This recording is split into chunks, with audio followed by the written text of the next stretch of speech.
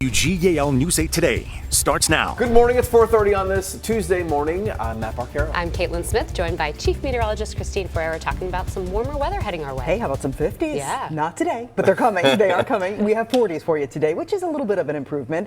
Let me show you our Storm Team Live radar network. It is cloudy right now, and those clouds are going to keep overhead for most of the day today. You might see a peak of sun this morning, but otherwise mainly cloudy skies. I also noticed just a touch of fog or haziness. You can see some lower visibility around Mifflin, Juniata counties, but otherwise visibility is pretty good. Temperatures 30 degrees in Lebanon, 28 for Carlisle and Lancaster. We have 32 in Selinsgrove, and where the wind is calm in York, you are at 24.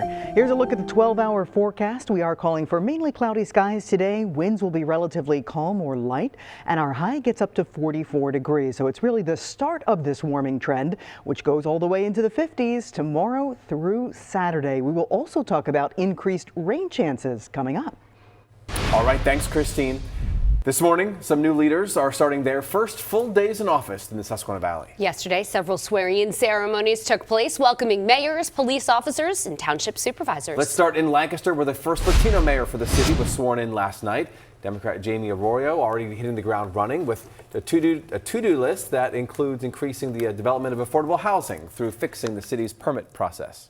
If we want more affordable housing in our community, we need to make sure that it's simple to build. Arroyo, who has spent the past 6 years serving on city council, is replacing Deneen Sirachi, who did not run for re-election. And you saw this in some of that video as well. 20 new officers joined the Lancaster Police Department as the largest class in more than 20 years was sworn in yesterday morning. The city says it is among the most diverse in the Bureau's history. Mayor Arroyo is now tasked with hiring a new police chief after Chief Richard Mendez retired in December. York Mayor Sandy Walker, Harrisburg's Mayor Wanda Williams, and Lebanon's Sherry Capello took their oaths of office for mayor in their cities. Mayor Wanda Williams spoke about her goals for her new term. She also says that she hired a lawyer for a potential lawsuit against city council over defunding of several key staff positions. In York, Sandy Walker becomes that city's 26th mayor. She was the former city council president. And in Lebanon, Mayor Sherry Capello sworn into her 5th term as mayor. In Lower Paxton Township in Dauphin County, 4 new supervisors were sworn in, and the board is now made up of entirely Democrats for the first time ever. Women and African Americans also make up a majority of that board for the first time now. News 8 spoke with the board's chairwoman about what that moment means for her. I am very, very happy with the message that we're sending to the children. Stick with it. Don't give up on yourself. Don't give up on your dreams. Stick with it. It does get hard, but just because something is hard doesn't mean that you shouldn't do it. Just because something is hard doesn't mean that you're not the right person for this particular time.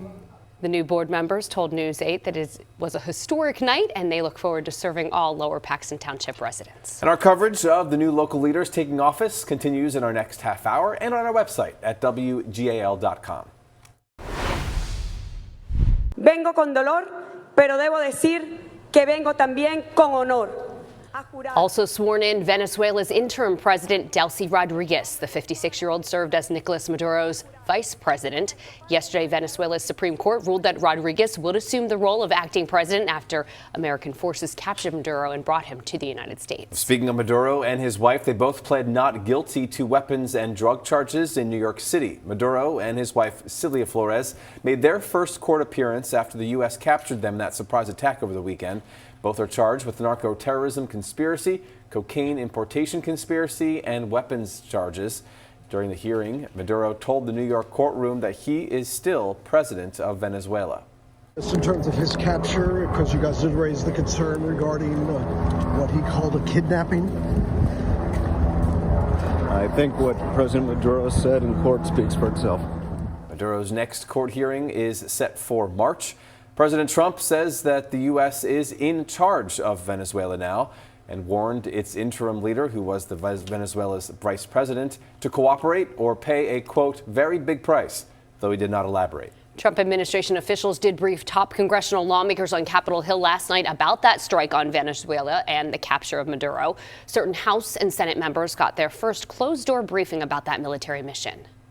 I did not receive any assurances that we would not try to do the same thing in other countries.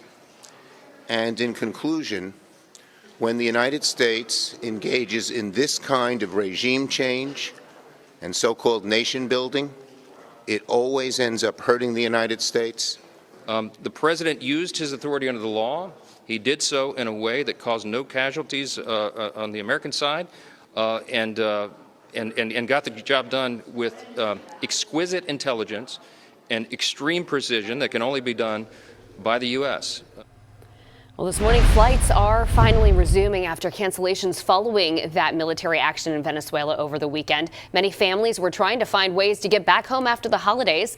According to the Department of Transportation, when an airline does cancel your flight, it does have to provide you a full refund or rebook you for free, but it is not legally required under U.S. rules to pay for extra hotel stays or meals.